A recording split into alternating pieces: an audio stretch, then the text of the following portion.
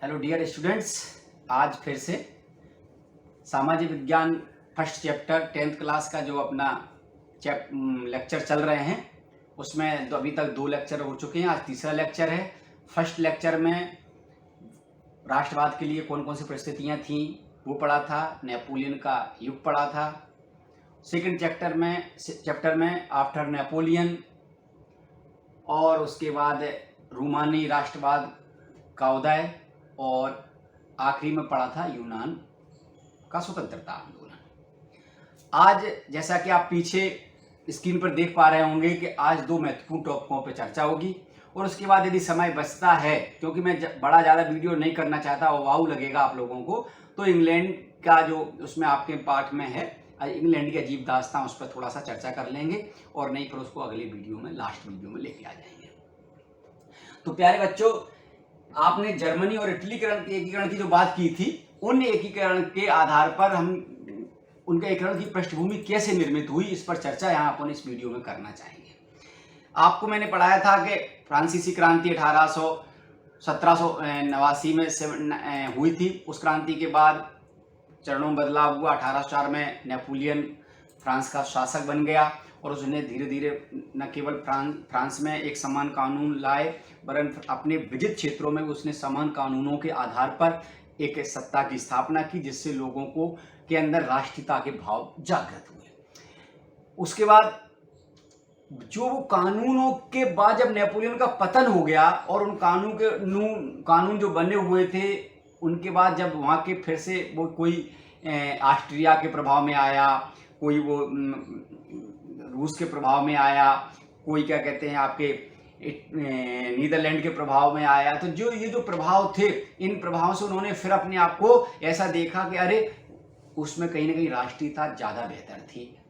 उसमें एक समान कानून थे, किसी भी क्षेत्र में जाओ वही कानून है। अभी तो फिर कानून यहाँ अलग है, वहाँ कानून अलग है। इस प्रकार से विचारों से जब वो परिचित हुए तो उन्होंने धीरे धीरे राष्ट्रीयता उनके अंदर बलवती हुई, जागरूकता आई, जागृति आई और उन्होंने राष्ट्रीय राज्य स्थापना के लिए, एकीकरण के लिए विद्रोह करना शुरू कर दिए। शुरुआत में तो यह आंदोलन अपने निरंकुश राजतंत्रों के खिलाफ भी रहे, लेकिन निरंकुशता जो यूरोप के आसपास जो ऑस्ट्रिया जिसका नेतृत्व कर रहा था, वो निरंकुश या रूढ़िवादी राज्यों को इस तरह से संगठित कर रहा था कि वो कहीं ना कहीं क्रांति को बाधित कर रहा था। तो सबसे पहले आज इसी क्रम में आज प्यारे बच्चों, आज अपन इटली का एकीकरण पढ़ेंगे। इटली का जब एकीकरण की बात दिमाग में आती है तो पहले आपको बता दूं, इटली भी एक यूरोप का, आप नक्शा उठा के देख लेंगे तो आप देखेंगे कि इटली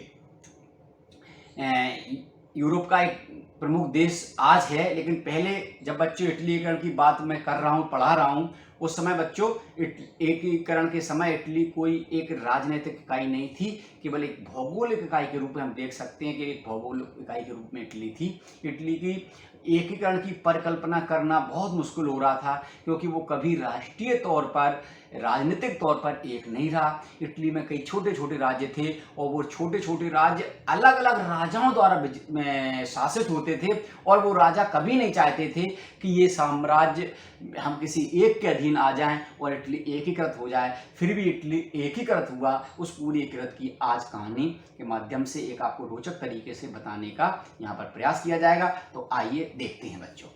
इटली एकीकरण के पूर्व एक भौगोलिक इकाई था। इटली 8 राज्यों में विभक्त था, जो मैं आपको बता रहा था। कई राज्यों में से महत्वपूर्ण राज्य थे, 8 राज्यों में विभक्त था। ये राज्य आपसी मतभेद एवं स्वार्थ में लिप्त थे। ये नहीं चाहते थे कि हम किसी भी तरह से एकीकृत आए, एक संस्था के रूप में काम करें, क्योंकि वो 8 अगर किसी एक वंश को होते तो तब भी चल जाता। अलग अलग राज्य थे बेटा। नेपोलियन के समय इटली फ्रांस के नियंत्रण में आ गया। जब नेपोलियन इटली पर समान कानून लागू किया, जब नेपोलियन ने इटली पर समान कानून लागू किया तो इन कानूनों ने इटली के सभी राज्यों को एकजुट किया एवं इनमें एक रूपता ला दी। इसीलिए कहा जाता है कि इटली की एकता का वास्तविक संस्थापक नेपोलियन ही था। नेपोलियन ने अकारण न जानते हुए भी इटली को एक राष्ट्रीयता का स्वाद सा चखा दिया या राष्ट्रीयता से परिचित करा दिया, यूं कहें अपन तो बेटा। नेपोलियन की पराजय के बाद सबसे बड़ा नुकसान इटली को हुआ। इटली पुनः रूढ़िवादी राजतंत्र के प्रभाव में आ गया। उत्तरी इटली ऑस्ट्रिया के प्रभाव में आ गया, जो स्वतंत्रता विरोधी था। सबसे ज्यादा अगर इस समय प्रतिक्रियावादी शासन कर रहा था वो तो ऑस्ट्रिया का चांसलर मेटरनिख कर रहा था। वो क्रांति से घृणा करता था, लोकतंत्र का प्रबल विरोधी था, और वो स्वयं विरोधी तो था, लेकिन वो ऐसा एक संघ बनाना चाहता था जिससे कहीं भी जो फ्रांस के अंदर से जो क्रांति की ज्वाला उठी है, वो क्रांति की ज्वाला फ्रांस की सीमा से बाहर न निकल पाए। और नेपोलियन के पतन के बाद तो उन्होंने फ्रांस में भी, पुनः मैंने पढ़ाया था वो पिछली वीडियो में, कि बूर्बो वंश का एक शासक को ढूंढ के वहां फिर से राजतंत्र की स्थापना कर दी। लेकिन अब क्रांति बहुत आगे निकल चुकी थी, इसलिए अब क्रांति दबने का नाम लेने वाली नहीं थी। उत्तरी इटली में ऑस्ट्रिया के प्रभाव में आ गए, जो स्वतंत्रता का विरोधी था। यहाँ का जो मैंने बताया था आपको, मेटरनिख चांसलर था। इटली के एकीकरण में सहायक तत्व कौन कौन से थे, इस पर अपन चर्चा करते हैं। नंबर 1, सबसे जो महत्वपूर्ण इटली के लिए सकारात्मक बात कहें अगर एकीकरण के लिए बच्चों, तो वो सबसे महत्वपूर्ण बात था धार्मिक एकता उनके लिए बहुत सहायक सिद्ध हुई। इटली सभी 8 राज्यों में रोमन कैथोलिक धर्म को मानने वाले थे। जो इटली के सारे जो 8 राज्य थे, वो 8 के 8 राज्य प्यारे बच्चों रोमन कैथोलिक धर्म को मानने वाले थे। और जैसा कि आपको पता है कि ईसाई धर्म का जो सबसे बड़ा पुरोहित होता है, जिसको हम पोप कहते हैं, पोप वेटिकन सिटी में बैठता है। और वेटिकन सिटी एक समय पहले इटली में ही आता था, जिसको बाद में स्वतंत्रता प्रदान करके अलग देश का दर्जा दिया गया। तो इससे कहीं ना कहीं उनमें एक जुड़ाव था। भले वो 8 राज्य अलग अलग शासित या भौगोलिक इकाई थे, राजनीतिक इकाई एक नहीं थे, लेकिन फिर भी एक जो चीज उनको बहुत ज्यादा आपस में जोड़े हुई थी, वो सबसे पहली थी धार्मिक एकता। यानी सभी के सभी बच्चों वो धार्मिक रूप से ईसाई थे, और ईसाई में भी एक ही संप्रदाय में रोमन कैथोलिक को मानने वाले थे। ईसाइयों में कई संप्रदाय हैं, रोमन कैथोलिक है, प्रोटेस्टेंट है। मैंने आपको कल बताया था, जैसे कि यूनान का स्वतंत्रता संग्राम पढ़ा रहा था, तो मैंने बताया था कि वो ऑर्थोडॉक्स चर्च को मानने वाले थे। ऐसे इटली के सारों के राज्य क्या मानने वाले थे, रोमन कैथोलिक संप्रदाय को मानने वाले थे। दूसरा और जो महत्वपूर्ण सकारात्मक पक्ष है प्यारे बच्चों, वो है नस्ल, भाषा एवं सांस्कृतिक रूप से भी ये एक थे। एक ही नस्ल के थे, एक ही भाषा को बोलने वाले थे, और एक ही इनके अंदर कल्चर था, एक ही सांस्कृतिक इनका एक ही संस्कृति थी। इस संस्कृति, नस्ल, भाषा और धार्मिक एकता कहीं ना कहीं इनको आपस में न चाहते हुए भी बच्चों जोड़े हुई थी। ये जो सबसे बड़ा सकारात्मक पक्ष था इनके साथ। अगला अगर अपन बात करें, अब इटली के एकीकरण में बाधक तत्व कौन से हैं, वो कौन सी चीजें थी जो इटली को कहीं ना कहीं आपस में एक होने के लिए रोक रही थी। तो आज अपन इसमें भी समझ लेते हैं कि वो बाधक तत्व कौन से थे। 8 राज्यों में आपसी एकता का अभाव था, सबसे पहला बाधक तत्व था ये, जो मैं चर्चा कर रहा था आपसे। ये शासक सभी किसी एक शासक के अधीन नहीं थे, ना ही एक के अधीन आना चाहते थे। अधीन नहीं थे तो कोई बात नहीं है, लेकिन वो कोई किसी के अंदर क्यों नहीं आना चाहता था, क्योंकि सारे के सारे वो क्या थे, स्वतंत्र थे। इसलिए वे संयुक्त इटली के विरोधी थे। इटली का सामंत या कुलीन वर्ग भी अपने विशेषाधिकारों को नहीं खोना चाहता था। वो भी जान रहा था कि यदि मैं इटली में संयुक्त बना और मैं एक राजा के अधीन आया या वहां लोकतंत्र आ गया, तो सबसे पहले मेरी जायदादें, जमीन, संपत्ति को छीना जाएगा। अतः ये भी इस तरह से तैयार प्यारे बच्चों नहीं थे। अब ये तो नकारात्मक बातें हो गई, और वो सकारात्मक, एकीकरण में सहायक और बाधक तत्व। लेकिन अब अपन बात करते हैं बच्चों, एकीकरण के लिए कौन से व्यक्ति थे जो एकीकरण के लिए बहुत हद तक जिम्मेदार रहे, और उन्होंने बहुत अथक प्रयास से उनके एकीकरण इटली में हो पाया। बच्चों ये वीडियो बहुत बड़ा बन सकता था, क्योंकि ये बहुत लंबी कहानी है, इसलिए मैं आपको टू द पॉइंट और जो आपके परीक्षा के लिए और आपके लिए बिल्कुल उपयोगी है वही केवल सामग्री आपके सामने बच्चों प्रस्तुत कर रहा हूं मैं यहाँ पर। तो सबसे जो पहले नाम है इसमें, जो सबसे ज्यादा इटली को एकीकरण में सहायक जो रहे, वो रहे जोसेफे मेज़्ज़नी। बहुत ही क्या कहना चाहिए, एक इटली का एकीकरण का सबसे प्रबल समर्थक था। ये मेज़्ज़नी को इटली के एकीकरण का पैगंबर या जनक कहा जाता है। सोच लो आप, इससे कितना उसका ज्यादा प्रभाव रहा।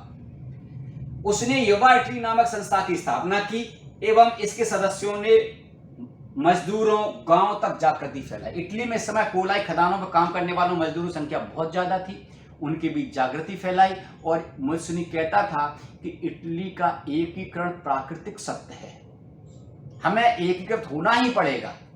और वो बैठ के या प्रवचन से काम नहीं करना चाहता था, उसने इसके लिए धरातल पर उतरना स्वीकार किया, एक पृष्ठभूमि बनाई, संगठन बनाए। और जो संगठन में जो सबसे ज्यादा मैंने कहा वो युवा इटली नामक संस्था, प्रश्न पूछा जाता आप लोगों से, युवा इटली नामक संस्था का निर्माण किसने किया, तो मैत्सनी ने किया।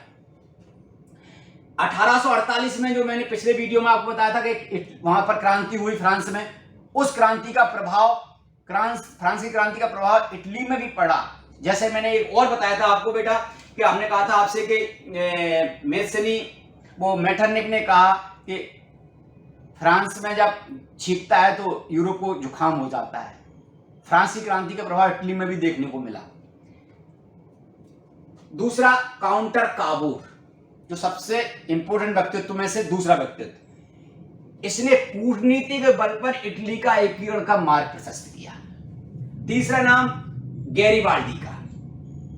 गैरिबाल्डी भी क्रांति के माध्यम से इटली में एकीकरण चाहता था। और जियोवर्डी, ये इटली का संघीय शासन का समर्थन कर रहे थे कि संघीय शासन की स्थापना हो, और उसका प्रमुख कहीं वो ये भी चाहते थे कि उसका प्रमुख पोप को बनना चाहिए। इटली का एकीकरण का प्रथम चरण जो है वो 1848 में पिडामेंट और सार्डिनिया नामक जो इटली के राज थे वो एकीकरण के प्रमुख केंद्र बने।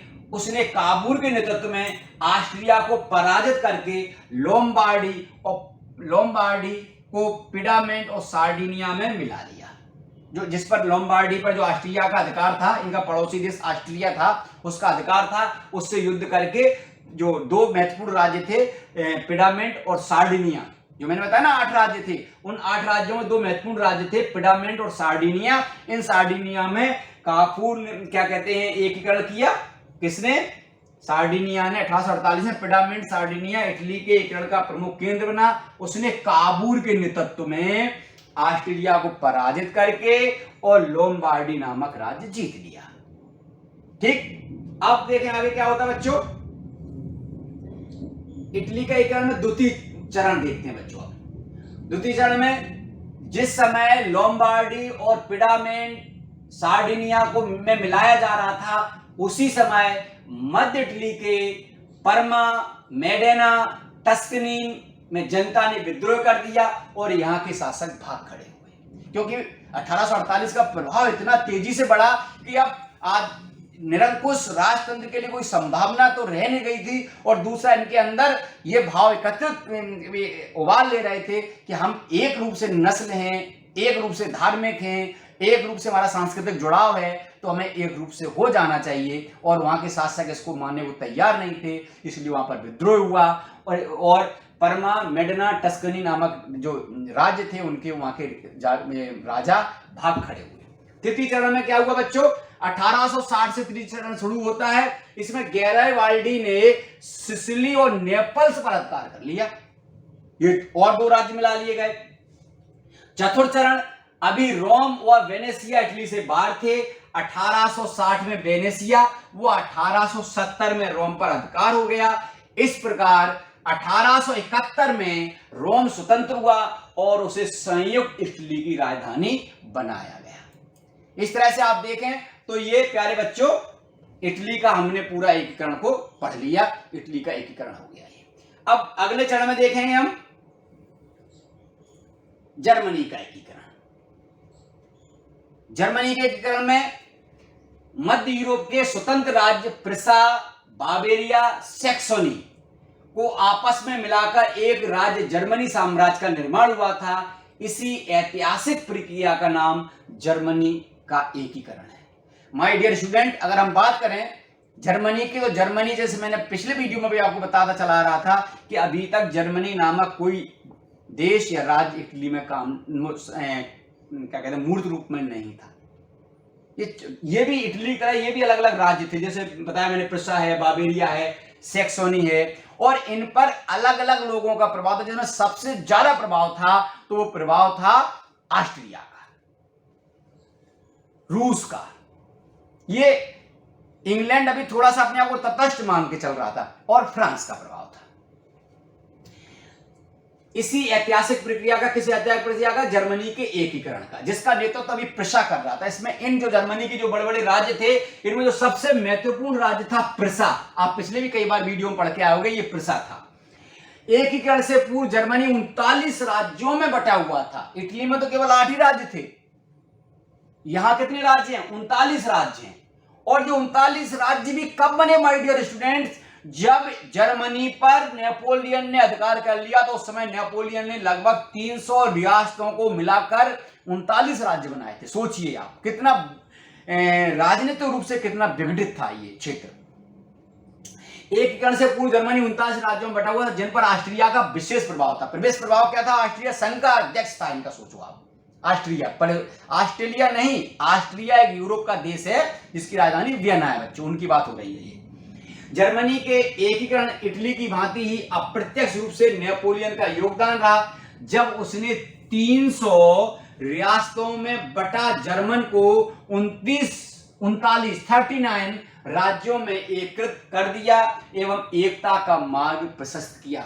यहां भी कहीं ना कहीं परोक्ष या प्रत्यक्ष रूप से नेपोलियन उत्तरदायी है। सोचिए आप, क्योंकि नेपोलियन का बहुत प्रभाव था। नेपोलियन युग के नाम से जाना जाता है।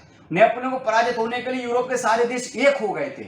नेपोलियन ने अपने कानूनों से फ्रांस और फ्रांस के बाहर क्रांति को बहुत तेजी से फैलाया। वो जहां भी गया उसने एक रूप समान कानून बनाए, जिससे समान कानून से लोगों को राष्ट्रीयता की एहसास हुआ। पहली बार वियना कांग्रेस ने 39 राज्यों का एक परिसंघ बनाया था, जो मैंने आपसे अभी बात कर रहा था, और ऑस्ट्रिया को इस परिसंघ का अध्यक्ष चुना गया था। प्रश्न कभी कभी आपको एक नंबर पूछा जाएगा कि यूरोप परिसंघ का अध्यक्ष कौन था, तो ऑस्ट्रिया था। 1815 से लेकर 1850 तक इन जर्मन राज्यों पर ऑस्ट्रिया की प्रधानता रही। फ्रांस की 1848 की क्रांति का प्रभाव एवं फ्रैंकफर्ट सम्मेलन, ये आपको अब अगले टॉपिक के रूप में पढ़ना है। 1848 की फ्रांसीसी क्रांति तथा वियना से मेटरनिख के पलायन की सूचना से जर्मनी की विभिन्न रियासतों में विद्रोह हो गए। कितनी रियासतों में? 36 रियासतों में खड़े हो गए। मेटरनिख, मैंने बताया ना, फ्रांस का चांसलर था पहले बच्चों। प्रारंभ में विद्रोहियों को सफलता मिली एवं प्रिसा के शासक फ्रेडरिक विलियम चतुर्थ को उदार संविधान स्वीकार करना पड़ा। जब बहुत तेजी से विद्रोह बढ़ रहा था, तो वहां का जो राजा था प्यारे बच्चों, फ्रेडरिक विलियम, वो बहुत ही सुलझा हुआ, सरल और बहुत ही दूरदर्शी था शासक। उसने कहा अभी अगर हम अड़े रहेंगे तो हमारी भी स्थिति पूर्व शासक लुई 16वें की तरह हो सकती है। अतः उसने कहा अभी इसमें भलाई है कि अभी हम थोड़ा सा झुक जाएं और इनकी बातों को मान लें। परंतु कुछ समय पश्चात फ्रेडरिक पुनः निरंकुश नीति पर चलने लगा। 1848 में जर्मन संघ बनाने के उद्देश्य से फ्रैंकफर्ट के चर्च में एक राष्ट्रीय संसद को आमंत्रित किया गया। जो रियासतें थी उनके प्रतिनिधि शामिल हुए, लगभग 831 प्रतिनिधि शामिल हुए, और उन्होंने एक संविधान बनाने की प्रक्रिया को शुरू किया। बहुत इंपॉर्टेंट प्रश्न है जो आपको आता है, फ्रैंकफर्ट संसद क्यों असफल हुई, तो आप इसमें भी समझ लेंगे, और जब हम आंसर लेके आएंगे तो उसमें भी आप समझ लेना। अतः 1848 में एक जर्मन संघ बनाने के उद्देश्य से 1848 फ्रैंकफर्ट के चर्च में राष्ट्रीय संसद को आमंत्रित किया गया। इसमें 831 प्रतिनिधियों ने भाग लिया, जिसमें सर्वाधिक बोलबाला मध्यम वर्ग का था, जो इससे संसद की या अधिवेशन की असफलता का सबसे बड़ा कारण था। क्यों? क्योंकि इस अधिवेशन में सेना का समर्थन नहीं था, मजदूरों का समर्थन नहीं था, महिलाओं का समर्थन नहीं था, इसलिए ये क्या कहते हैं, अधिवेशन अल्पमत में ही रहा, और ना इन्होंने इनका समर्थन लेने का प्रयास भी किया। एक वर्ष में फ्रैंकफर्ट प्रतिनिधियों ने एक संविधान बनाया, जिसमें संवैधानिक राजतंत्र का मुकुट प्रिसा के शासक को 3 अप्रैल 1849 को पहनाना चाहा। अब उन्होंने अपने संविधान बना लिया, तो उन्होंने एक संवैधानिक राजतंत्र की स्थापना करना चाहिए। संवैधानिक राजतंत्र की स्थापना का मतलब प्यारे बच्चों ये होता है कि संवैधानिक राजतंत्र में संविधान का जो सर्वोसर्वा है, वो दिखावे के लिए राजा होता है, लेकिन राजा की सारी शक्तियां छीनकर चुनी हुई उसके प्रतिनिधियों में सौंप दी जाती है और राजा एक नाम मात्र का कार्यकारी बन के रह जाता है। और ऐसा ही उन्होंने किया कि जब उन्होंने प्रसा के सम्राट को संवैधानिक प्रधान का मुकुट पहनाना चाहा और उसने इसको न केवल पहनने से इनकार कर दिया, बल्कि जर्मनी के अन्य राजाओं ने भी उस प्रसा के शासक के प्रभाव में आकर पहनने से इनकार कर दिया और ये संसद भंग हो गई, क्योंकि असफल हो गई। क्योंकि मैंने पहले बताया, न तो इसमें शक्ति सेना की नहीं लगी, उनके साथ सेना का इसमें समर्थन नहीं था, महिलाओं का समर्थन नहीं था और मजदूरों का समर्थन नहीं था। केवल मध्यम वर्ग के बलबूते से ये सब हासिल करना पॉसिबल नहीं था। अतः यह सम्मेलन, यह संसद असफल हुआ। अब प्रसा के एकीकरण की ओर कदम, ये अगला टॉपिक बेटे आप पढ़ेंगे, प्रसा का एकीकरण की ओर कदम। क्योंकि मैंने बताया जो जर्मन संघ की 39 रियासतें थी प्यारे बच्चों, उस 39 राज्यों में सबसे प्रभावी राज्य जो रियासत थी या राज्य था वो प्रसा था। प्रसा ने नेतृत्व करना शुरू किया, एक असंभव सा काम करने में लगने वाला काम उन्होंने संभव करके दिखाया। उसके पीछे एक व्यक्ति का और महान उत्तरदायित्व है, ये व्यक्ति महान रूप से आगे आया, उसने नेतृत्व दिया और उस नेतृत्व का नाम था बिस्मार्क, जिसके बारे में आप पढ़ेंगे और आपसे क्वेश्चन में भी टिप्पणियों में बिस्मार्क के विषय में पूछा जाता है। तो आप बहुत अच्छे से पढ़ें। आओ आगे देखते हैं। 1861 में प्रसा के शासक फेडरिक विलियम चतुर्थ की मृत्यु हो गई। उनके स्थान पर उसका भाई कैसर विलियम प्रथम प्रसा का शासक बना। विलियम प्रथम गुणों से भरपूर था तथा वह जानता था कि प्रसा का भविष्य उसकी सैन्य शक्ति पर निर्भर है। इसके लिए उसने सबसे पहले सेना की संख्या और तकनीक में बढ़ोतरी की। प्यारे बच्चों, मैंने यहाँ पर लिखा नहीं चूंकि बहुत बड़ा हो रहा था, मैं आपको बहुत शॉर्ट में समझा दूं कि जब कैसर विलियम राजा बना तो बहुत दूरदर्शिता के साथ उसने देखा कि जब मुझे यदि जर्मनी को प्रसा को शक्तिशाली बनाना है, इन 39 राज्यों में नेतृत्व देना है, तो हमें शक्ति की आवश्यकता है और शक्ति सेना में निहित है। आते ही उसने कुछ बटालियन बढ़ाने का प्रयास किया और आधुनिक करने की कोशिश की। तो प्रसा की इतनी अच्छी ताकत, इतनी अच्छी आर्थिक स्थिति नहीं थी कि वो इस सैन्य खर्च को वहन कर सकता। वहाँ की जो स्थानीय जो परिषद थी उसने भी विरोध किया, लेकिन इस समय उसको विलियम जो कैसर विलियम को उस समय मैंने बताया भी बात करेंगे, बिस्मार्क का साथ मिला और बिस्मार्क ने बहुत ही कूटनीति से अपने राज्य को यह मनवाने का सफल रहा कि हमें शक्ति के रूप में सेना के बढ़ोतरी की आवश्यकता है। तत्पश्चात वह जानता था कि जब तक ऑस्ट्रिया को जर्मन संघ से अलग नहीं किया जाता तब तक जर्मनी का एकीकरण संभव भी नहीं है, क्योंकि ऑस्ट्रिया घोर प्रतिक्रियावादी है और वो एक सशक्त जर्मनी को या प्रसा को नहीं देख सकता, क्योंकि सशक्त प्रसा जर्मनी ऑस्ट्रिया को चुनौती दे सकता था। तो इसके लिए मैंने बताया जो सबसे महत्वपूर्ण उत्तरदायी व्यक्ति है वो कौन है, बिस्मार्क है। तो पहले थोड़ा सा बिस्मार्क के बारे में जान लें आप। विलियम प्रथम ने शासक बनते ही बिस्मार्क को चांसलर नियुक्त किया। चांसलर बनने से पहले बिस्मार्क रूस व फ्रांस का राजदूत रह चुका था। यहाँ के शासकों से मधुर संबंध वह बना चुका था। डियर स्टूडेंट, जब वो रूस गया तो बिस्मार्क इतना दूरदर्शी रखने वाला व्यक्तित्व था, उसको पता था कि यदि हम जर्मन का एकीकरण करेंगे तो सबसे पहले मेरा टकराव ऑस्ट्रिया से होगा और ऑस्ट्रिया का सहयोग रूस करेगा। इसलिए वहाँ के जार, जिसको राजा को जार बोला जाता है, वहाँ के जार से उसने बहुत अच्छे व्यक्तिगत संबंध बनाए और उनको अपने विश्वास में लिया। और जब ऑस्ट्रिया से युद्ध की आवश्यकता पड़ी तो वही संबंध उनके काम में आए और रूस ने ऑस्ट्रिया का साथ नहीं दिया। इसके साथ उन्होंने एश्योर भी किया कि हम आपका साथ में समय देंगे। और पोलैंड, जिस पर रूस अधिकार करना चाहता था, उस विषय पर उसने क्या किया बच्चों, रूस का साथ देने का वचन या आश्वासन दिया। इससे रूस और अलग हो गया।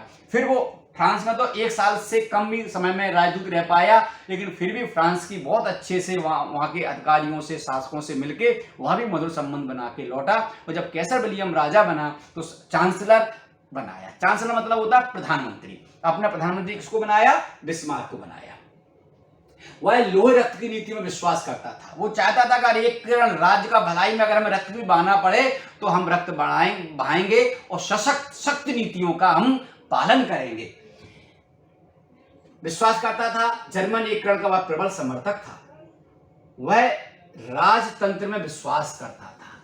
ये उसके अंदर बड़ी बात थी। लोकतंत्र में जो बयार लोकतंत्र की बह रही थी, वो लोकतंत्र के बयार में कभी भी बिलीव नहीं करता था और वो लोकतंत्रवादियों को अवसरवादी के रूप में देखता था। वो कहता था कि राष्ट्रीयता से लोकतंत्र का कोई आशय नहीं है, कोई संबंध नहीं है। सबसे पहले उसने कदम बढ़ाया तो सबसे पहले उनका युद्ध डेनमार्क के साथ हुआ। कैसे हुआ? स्लेविक व हॉस्टालिन दो राज्य थे के प्रश्न पर 1864 में ऑस्ट्रिया और प्रुसिया की संयुक्त सेना ने डेनमार्क पर आक्रमण कर दिया। बिस्मार्क बहुत चतुर था। उसने कहा आक्रमण कर देते हैं, एक राज्य आप ले लेना, एक राज्य हम ले लेंगे। ऑस्ट्रिया बातों में आ गया। ऑस्ट्रिया के साथ गुप्त संधि कर ली और वो हुआ जो वो चाहता था। उसने डेनमार्क को पराजित करके ये दोनों राज्यों को जीत लिया। इंग्लैंड और रूस को जैसे मैंने बताया उसने बड़ी चतुराई के साथ इससे अलग रख दिया। अब जब युद्ध हो गया तो अब इन दो राज्यों का क्या हो? तो इसमें से एक राज्य जो बेटा था वो एक राज्य जर्मन जाति का बहुल था और एक राज्य में जर्मन जाति बहुत कम थी। देखो आप इसमें संधि के अनुसार डेनमार्क ने स्लेविक, हॉलस्टीन तथा लायनबर्ग से अपना अधिकार त्याग दिया और प्रुसिया को सौंप दिया। ऑस्ट्रिया प्रुसिया ने इस प्रश्न पर गैलेस्टाइन का समझौता किया। इस प्रकार चतुराई के साथ बिस्मार्क ने जर्मन बहुल क्षेत्र हॉलस्टीन ऑस्ट्रिया को सौंप दिया और जिसमें जर्मन संख्या के लोग कम रहते थे, मूल के कम रहते थे, वो अपने में मिला लिया। वो जानता था कि अब मेरी बहुत जल्दी ऑस्ट्रेलिया से लड़ाई होने वाली है।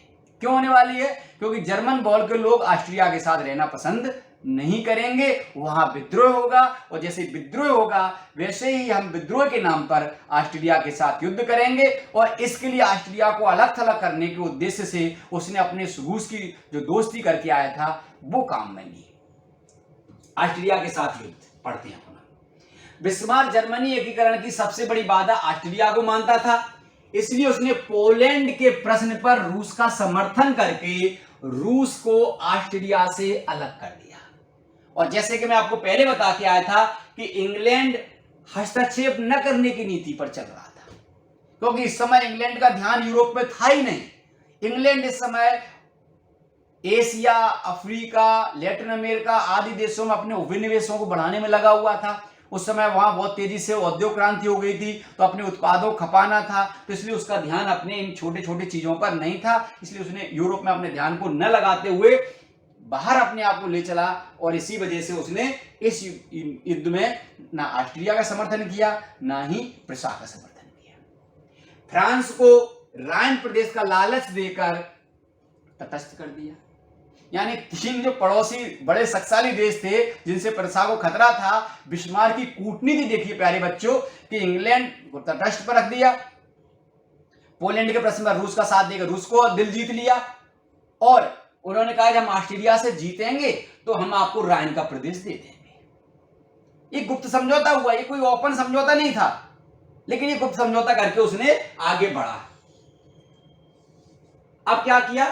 हॉलस्टीन में विद्रोह व जर्मन संघ को समाप्त करने के प्रश्न पर प्रुसिया ने ऑस्ट्रेलिया पर आक्रमण कर दिया, जिसमें ऑस्ट्रेलिया की पराजय हो गई। दोनों के मध्य 23 अगस्त 1866 को प्राग की संधि हुई। प्राग एक शहर है, उसकी संधि हुई। संधि के अनुसार जर्मन संघ को समाप्त कर दिया गया। स्लेस्विक, हॉलस्टीन, हॉलेस्कल, नासा है ना, हेस तथा फ्रैंकफर्ट जो नगर थे वो प्रुसिया को दे दिए गए। वेनिसा इटली को दे दिया गया, क्योंकि वो इटली का ही क्षेत्र था। फ्रांस के अब चूंकि राइन का प्रदेश के बात हो गई थी, राइन तो दिया ही नहीं, तो अब फ्रांस भी नाराज हो गया, तो उसका फ्रांस से भी निपट लेते हैं, बिस्मार्क ने कहा। तो राइन के प्रदेश व अन्य प्रश्नों को लेकर 15 जुलाई 1870 को फ्रांस और प्रसा के मध्य युद्ध प्रारंभ हो गया, जिसमें फ्रांस की पराजय हो गई। देखिए आप कितनी चतुराई से बिस्मार्क ने सभी राष्ट्रों को अलग करके और जर्मनी एकीकरण में आगे बढ़ता चला गया। 18 जनवरी 1871 को वार्सिया के प्रसिद्ध शीश महल में एक भव्य दरबार का आयोजन हुआ। एकीकृत जर्मन संघ की घोषणा हुई। विलियम को जर्मनी का सम्राट और बिस्मार्क को चांसलर घोषित कर दिया गया। इस तरह से जर्मनी के एकीकरण का काम पूरा हुआ और उसके लिए कैसर विलियम और बिस्मार्क बहुत हद तक उत्तरदायी थे। ये बड़े व्यक्तित्व थे जिन्होंने बड़े चतुराई के साथ एक कठिन काम को पूरा किया। आपने इस वीडियो में जर्मनी और इटली का एकीकरण पढ़ा। अगले वीडियो में आएंगे, तब तक पढ़िए। जय हिंद, जय भारत।